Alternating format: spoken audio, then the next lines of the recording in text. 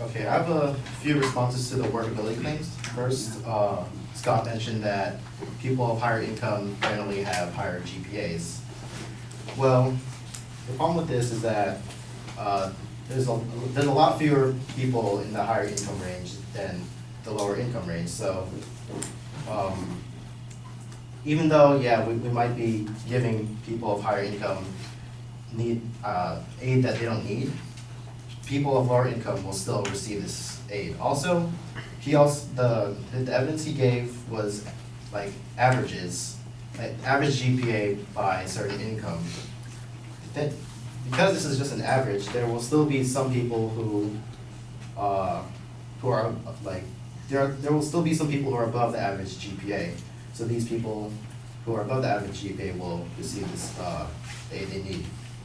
And second, he talked about how, or he asked if cutting amenities or luxuries and stuff like that will give us, will save enough money.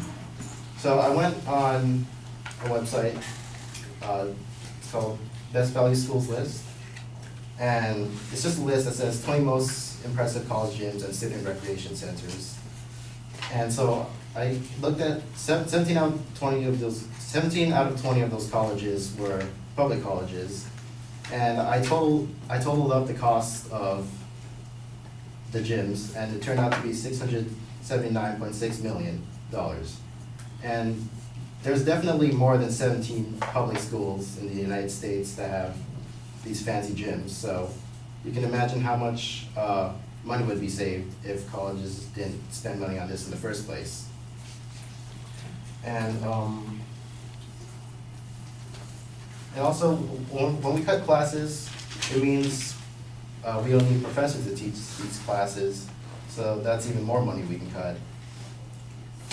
And that leads me to my third response about billions of dollars already being spent throughout public colleges. The data he presented is the amount of money we're spending currently. And with our plan of action, we're proposing to cut lots of these unnecessary amenities. And because of that, the amount paid in college, the amount we spend in college would be a lot less. And my last response is that Scott explained that making tuition free will make it harder for students to enroll in college because they won't have enough seats. The problem with this is that we currently already have a seating problem in colleges. That's why it's so hard to get into UCs. Schools are already selective.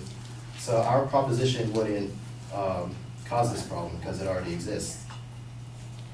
And I'd also like to point out that some of his claims or some of his arguments are somewhat off topic because not everything in college will be free. Of course, there's still expenses like textbooks and housing that you have to pay for.